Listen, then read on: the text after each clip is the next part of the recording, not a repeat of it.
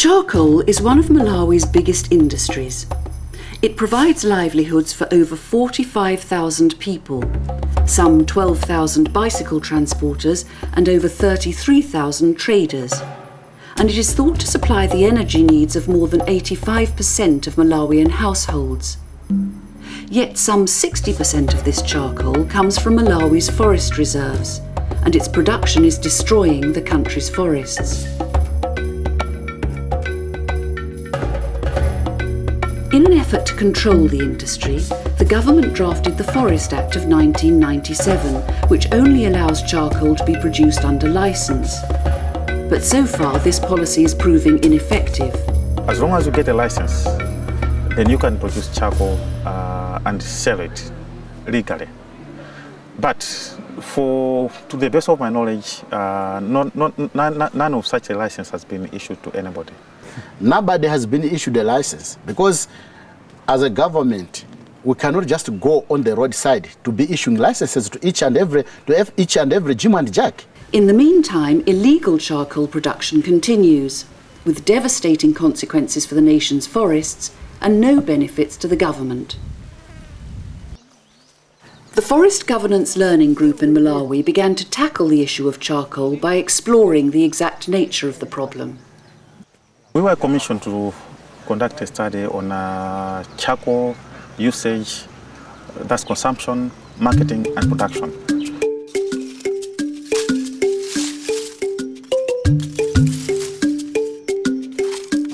Basi tikuziwa kuti izizi monga mmene tikupangira ndi zinthu zoti tikuononga.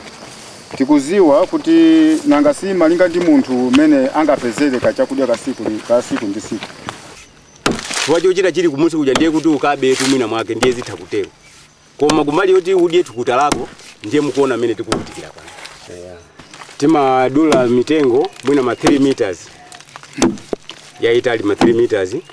Tikadula choncho timamba kukomba zenje ndi khasuli. Muyerekezaso ndi 3 meters ija. Ndiye timayika pansi mitengo yogoneka choncho. Ndiye timatenga izi ndi timapanga chonchi. Tikapanga chonchi timayika malaini mwina atatu apa. Ndiye tikayika malaini atatu aja timazabwera mitengo ija kumayipanga chonchi.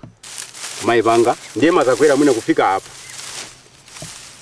Ikafika choncho ndiye timazatenga zina ndi zina kulowesera mkatimo. Timazabwera sopano ndi uzu ndikufolera pati pamene pacha. Tikafolera ndiye timabwera ndi dote ili kumabudika natizungulira choncho natizungulira. Koma nkudziwa kuti nzola kuika kuti timapanga tikuziwa kuti nzola kuika kumene koma chogwira tilibe pomwe tili ndi ana ena fiti ndi ana 10 amene koma chowapangira ku skulu anawo timathangira kuchokera pati pamenepo kudyaso pati pomwepo ndiye kudya kwache nkwasiku ndi siku pakali pano chimanga cha dula ku 500 umadya kamozi kungosinthulamo basi zathera popo. Ndiyeno chimene tingaone nchonena kuti zona di boma ndife pa kukhala ngati kuti a forest ndife kukhala ngati udani koma si iwo akuyesa kuteteza mitengo yoti teteza ndife tomwe. Current law says producing charcoal without permission is illegal, and we believe that the law should be implemented to the full. We've got very, very meager resources as government, and as such, we cannot manage to be confiscating charcoal on a daily basis. What an enormous task that would be to stop all these people from producing. It would be very, very expensive and in most cases also politically sensitive. Komanso ife tikuta kuzindikira kuti zoona zinthu izi zikuvuta. Komanso taona kale kumene taononga aku kwa usokonekera mavuto ake tayamba kwaona. Koma chilipo nchongoti tingosamala kwa salaku kusamala kwache nkoti tisiye mitengo iyi zikula.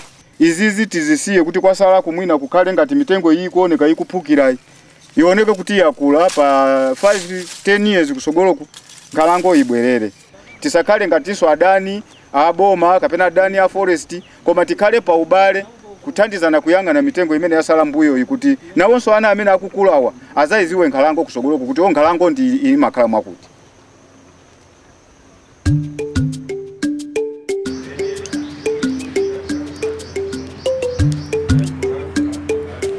So we set out to identify or to establish the magnitude of environmental degradation that the charcoal produces And we also wanted to determine the value in terms of Malawi kwacha.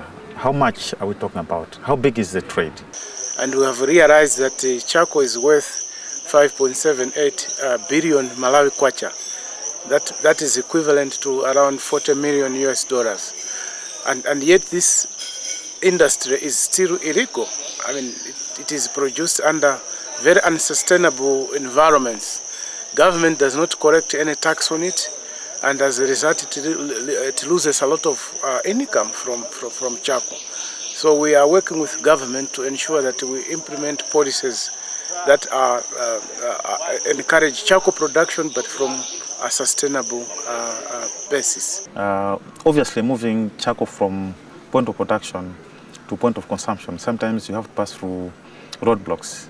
And how does a truck pass through a roadblock? Obviously, something is paid, and this is what we found, that about 10 to 20% of the final value we pay at the market basically goes to paying people manning the roadblocks or other public officials on the roads of Malawi.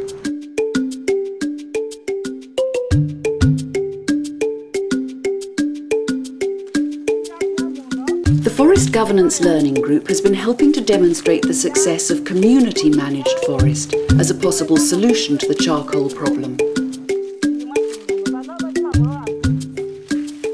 Kubaso sidi maziwa udi kasamedoga nkhalango kama khala chonchi. Ndiye udi ni aboma ndamene mwatithandiza ife, aboma ndamene atithandiza ife kuti unikira kuti kunoko nkhalango tidziwe kumasamalidwe ake. Tikuona kuti munachita maganizo abwino ndiponso apapanengane kuti munaunikira kuti zinthu kuti ziyende bwino pakwena kuti ife tikagwira ntchito ndi anthu akumuzi. Ndiye pene popo tikuona kuti munatithandiza kwambiri. Chifukwa choti pa ife tokha sitikanakwaniritsa. Now government has changed the policy. Now we are saying communities have to be empowered to manage their own forests and customary land. We sensitize communities on the new policy, which gives them power and gives a chance for communities to work hand in hand with forestry technicians and other NGOs in forest management. Issues of governance become very, very important as to who owns and who calls the shots as far as the utilization of those forestry resources are concerned. But the moment you empower people to manage their own affairs, I think that sort of pushes the burden onto them, so that as central government, maybe you just go there to once in a while to see that, you know, things are okay. Pano patili ku nkhalango kwathu tufuna kugawa makupu madera amene tiza kolola. Kupu number 1, number 35. GPS hii ndimene matilondolera mene tingaezere kuchokera pa kona yoyamba ya Musi kukafika kona ya Mtunda. Dera ili ndimene ife tiza kolola mitengo yomwe ili yoyenerera kuikolola. But if communities like in Tuma, because they've got sustainable resource, they've got over 679 hectares of forest. I mean, why can't we allow them? They would be producing charcoal there on a sustainable basis, because they've even laid down the coops where they would be harvesting, like per year, they would be harvesting about 10 hectares plus, of which out of 10 hectares, they would be burning charcoal throughout the year. They would be harvesting firewood. They would be also harvesting timber. Ineyo ndifane mulonda wa blogo komiti ndine vice secretary. Tinamba za ujeni za nkhalango ya 2006 mu Juni anabwazange zatu zaditsogolera kuzatiunikira mmene tingasamalie nkhalango. Ndiye titavomerezana mozi ndi afumu athu mudzi mwathu tinamba osamalia nkhalango motiunikira azilangizi athu. Tikusamalira patokha tikusiyanisa ndi mmene amatha kuti samalira azilangizi athu paokha chifukwa anali ochepa. Ndiye kasamadwe ka nkhalango zimaonetsa kuti anthu amene amaboza unonga anali ambiri ndiye yofota anali ochepa.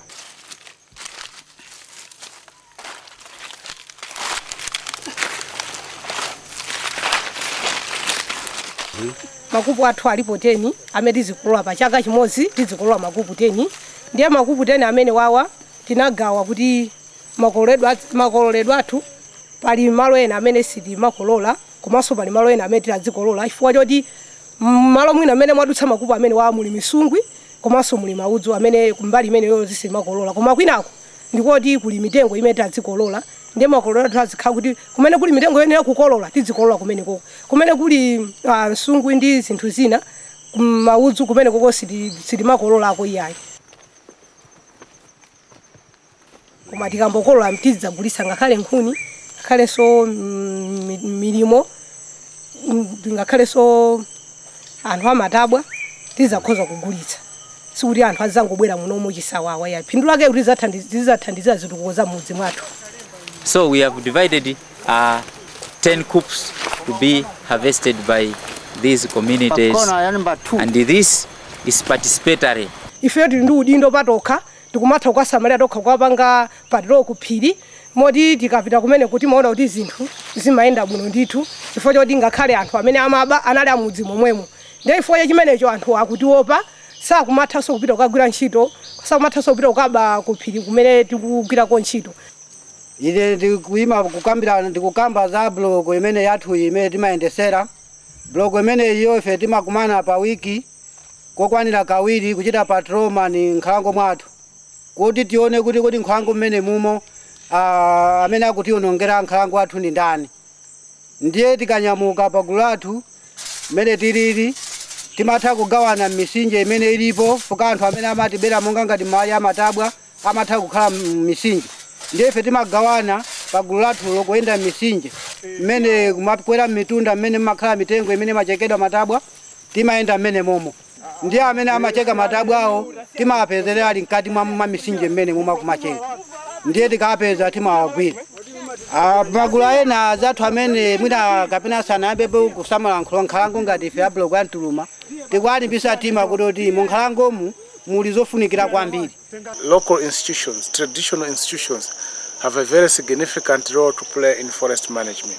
The fact that they're owning the forest reserves or forests in Malawi, that's a very good thing for them because they're going to take maximum care of their own property because that's their own property.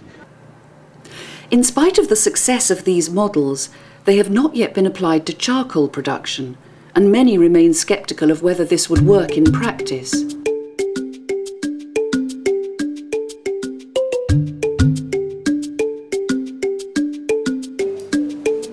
Dr. Clement Chilima is a member of ZOMSEC, an environmental group heavily opposed to charcoal production in any form.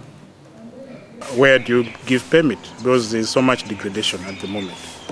Maybe if communities could demonstrate that they are able to manage a forest, bringing it back to productive stage, and then show that they can harvest from that forest without causing degradation over so many years, then that is where a permit could be issued. And I think that the policy currently allows that. Even the charcoal burners are unsure how they could be allowed to benefit from the scheme. Ndiye mgwirizano wathu ndi boma mmene tamva kuti kuli malamulo asopano akulolera kuti pali ma license amene tingatenge. Komano ma license iwa kuonesanso kuti pena pake sangagwirepo ntchito kwa ife chifukwa nanga si mbali yathu yatha. Komanso ma license akatipasa kuti tingapeze mitengo so yonti mpaka nakumadulira ma license palibe. Ndiyeno pano chimene tingafune nchonena kuti zoona taononga kale komabe takusiya izizi kumakapanga zinthu zina kunyumbako monga mmene funso lanu mwaka kuti usaute anthu ena akutani timaziwa kuti ena akupanga ena akupanga malichero sitinaphunzire timangofuna kuti mwina boma malinga kuti tisiya izi tikakhale kunyumba panangofunika kuti ngati kungakhale kotheka kuti mabungwe ena amene alipo woti atha kuti bwerekesa kandrama tizita kumapakati ma business tina kunyumba kuno. Ndipo malingano ziringotiganizira mwina litipase chani lizere mabungwe ena ake ndikutipasa ndrama zomwina aliyesa akhoza kumapangira mwina ma business. Members of the Forest Governance Learning Group believe that charcoal is probably the biggest opportunity for community enterprise in Malawi, and that legalisation and management could provide a sustainable source of green energy at the same time as reducing poverty.